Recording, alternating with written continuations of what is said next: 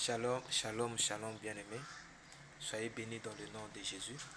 C'est le frère Rolf. Que la grâce de Dieu soit votre partage dans le nom de Jésus-Christ. Aujourd'hui, nous allons répondre à une question qui nous a été posée. Et la question est la suivante.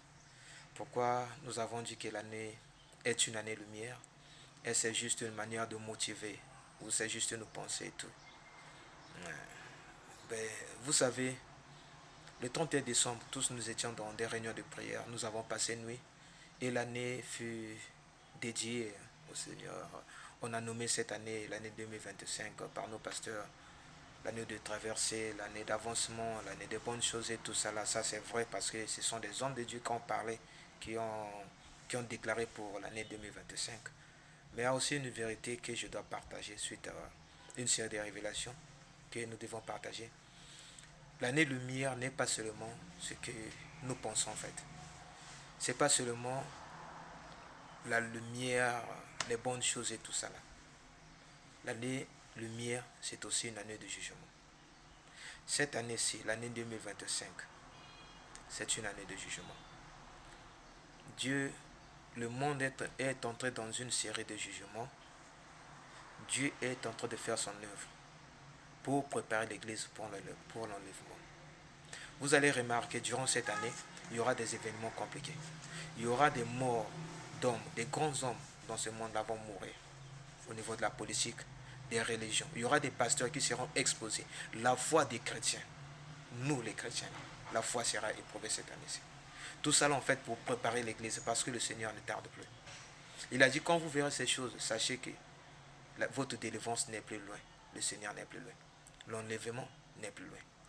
Durant cette année-ci, fais un effort de suivre les journaux, de suivre le mouvement du monde. Tu verras que le monde est en train de sombrer en fait dans le noir. C'est une année de jugement. Mon frère, ma soeur, toi qui es debout, ne tombe pas. Ne vis pas dans le péché. Alléluia. Car si on savait à quelle heure le voleur allait venir pour voler, on serait prêt pour l'empêcher de voler. Le retour de notre Seigneur Jésus-Christ, l'enlèvement, nous ne savons pas la date ni l'heure. Mais il y a des signaux avant son retour. Et cette année-ci, ces signaux-là vont s'augmenter. Alléluia. Donc l'année lumière, c'est aussi une année de jugement. Il y aura les grands jugements cette année-ci. Pour la crise économique, dans cette année-ci, là je parle du monde. Ne vous attendez pas que les choses aillent mieux, que la crise finisse.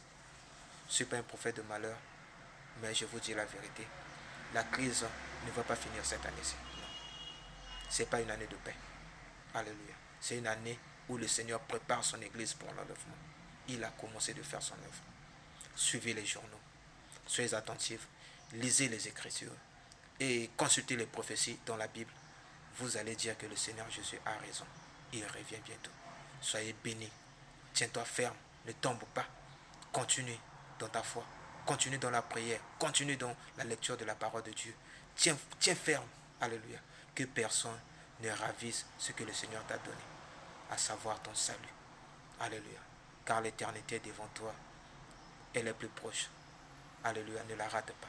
Sois béni dans le nom de Jésus-Christ de Nazareth. Amen.